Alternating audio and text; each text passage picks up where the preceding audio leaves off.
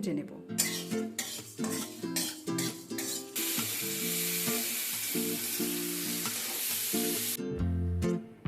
আজ আমি বানাবো আলু কুমড়ো বেগুন দিয়ে চিংড়ি মাছের ঝোল। ভীষণই সুস্বাদু এই রেসিপিটা গরম ভাতের সাথে দারুণ খেতে লাগে। এটা বানাতে সামান্য কিছু উপকরণ লাগে আর বানানো ভীষণই সোজা। আপনারাও অবশ্যই বাড়িতে এই রেসিপিটা একবার বানিয়ে আমাকে নিচে কমেন্ট বক্সে আপনাদের মতামত জানাতে কিন্তু একদমই ভুলবেন না।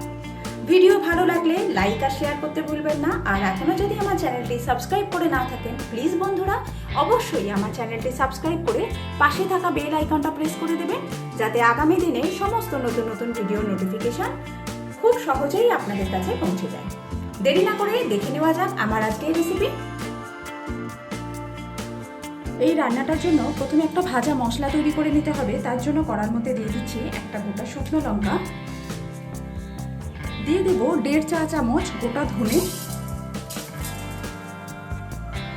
1/2 চা চামচ মৌরি দিয়ে দিলাম। এবার এগুলোকে সামান্য একটু ভেজে নেব।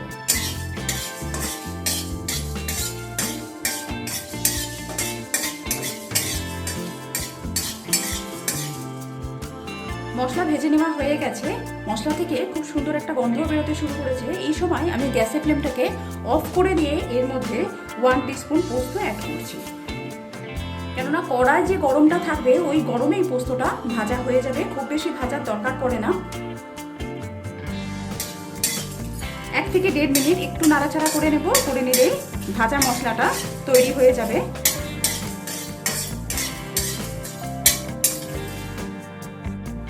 মশলা ভেজে নেওয়া হয়ে গেছে। এবার এটাকে ঠান্ডা করে জল দিয়ে এর একটা পেস্ট বানিয়ে নেব। এবার কড়ার মধ্যে সর্ষের তেল দিয়ে দিচ্ছি। এখানে আমি বেশ কিছু চিংড়ি নুন হলুদ মাখিয়ে নিয়েছি। তেল খুব ভালোর মতো গরম হয়ে গেলে এই চিংড়িটা আমি তেলের মধ্যে দিয়ে দেবো।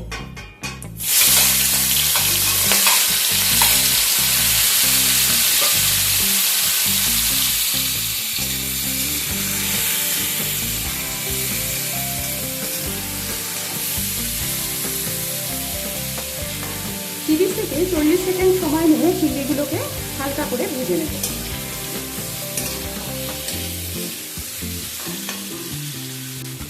চিংড়ি ভেজে নেওয়া হয়ে গেছে, এবার তুলে নেব।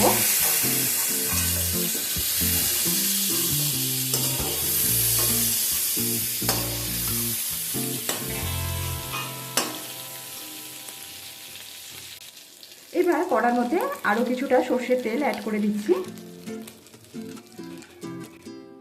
এবার এই তেলের মধ্যে ফোড়নের জন্য আমি দিয়ে দিচ্ছি 1/2 টিস্পুন গোটা জিরে, 1/2 টিস্পুনের একটু কম গোটা সর্ষে।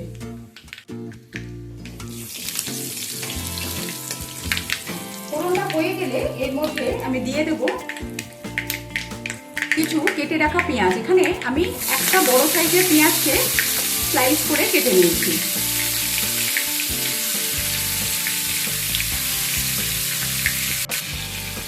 পেঁয়াজটাকে হালকা করে একটু ভেজে নেব।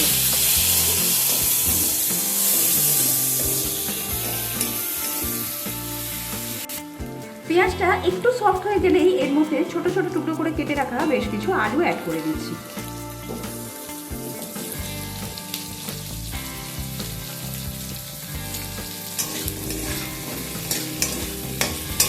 এবার আলু আর পেঁয়াজটাকে অল্প কিছুক্ষণ একটু ভেজে নেব।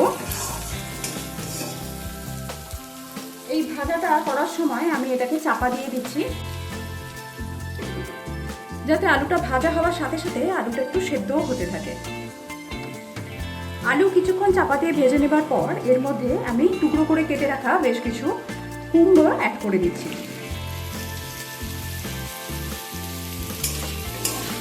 এবার আলু আর কুমড়োটাকেও আবার একসাথে বেশ কিছুক্ষণ ভেজে নেব চাপা দিয়ে।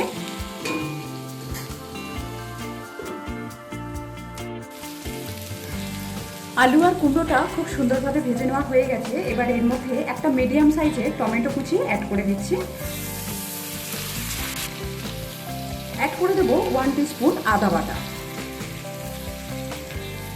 যেহেতু টমেটোটা অ্যাড করেছি তাই টমেটোটা তাড়াতাড়ি গলে যাওয়ার জন্য অ্যাড করে দেবো পরিমাণ মতো নুন, অ্যাড করে দিচ্ছি হলুদ, দুটো কাঁচা লঙ্কা নিয়েছি, এগুলোকে ফাটিয়ে অ্যাড করে দেবো এর মধ্যে। এবার half teaspoon Kashmiri red chilli powder দিয়ে দিলাম। সমস্ত কিছু 1.5 থেকে 2 মিনিট সময় নিয়ে একবার ভালোভাবে কষিয়ে নেব।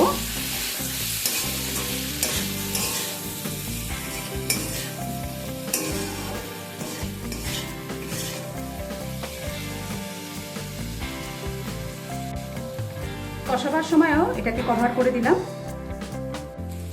সমস্ত কিছু যখন ভালোভাবে কষানো হয়ে যাবে, দেখুন টমেটোটাও অনেকটাই গলে গেছে, সেই সময় এর মধ্যে এরকম টুকরো টুকরো করে কেটে রাখা কিছু বেগুন অ্যাড করে দেব।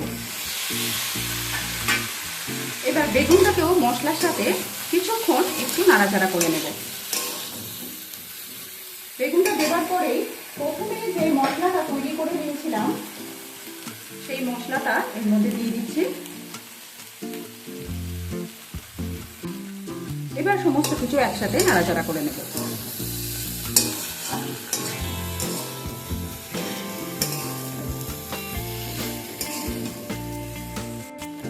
একসাথে সমস্ত সবজি কিছুক্ষণ নাড়াচাড়া করার পর এর মধ্যে আমি জল অ্যাড করে দিচ্ছি।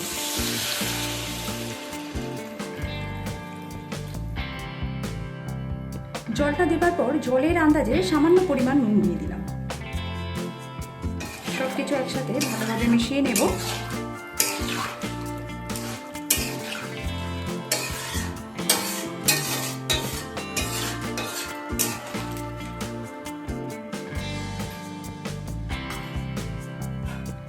এবার এটাকে চাপা দিয়ে দেবো। সমস্ত সবজি ভালোভাবে সেদ্ধ হয়ে গেলে এর মধ্যে আমি হাফ টিস্পুন চিনি অ্যাড করে দিচ্ছি।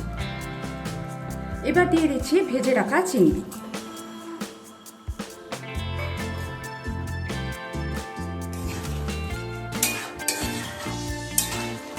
এটা কিন্তু এরকমই একটু ঝোল ঝোল থাকবে।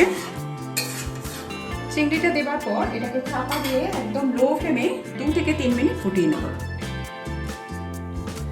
আমি 1 চামচ গোবিন্দভোগ চালকে ভালোভাবে ধুয়ে নিয়ে 15 থেকে 20 মিনিট ভিজিয়ে রেখে এরকম পাতলা করে বেটে নিয়েছি। নামাবার আগে এটা আমি এর মধ্যে অ্যাড করে দিচ্ছি।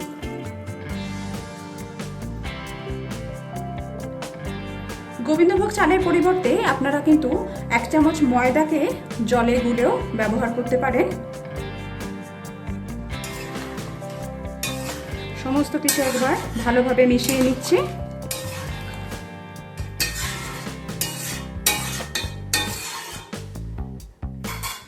একবার একটু গ্যাসের ফ্লেমটা জোর করে দিয়ে জোরে দিয়ে ভালোভাবে ফুটিয়ে নেব।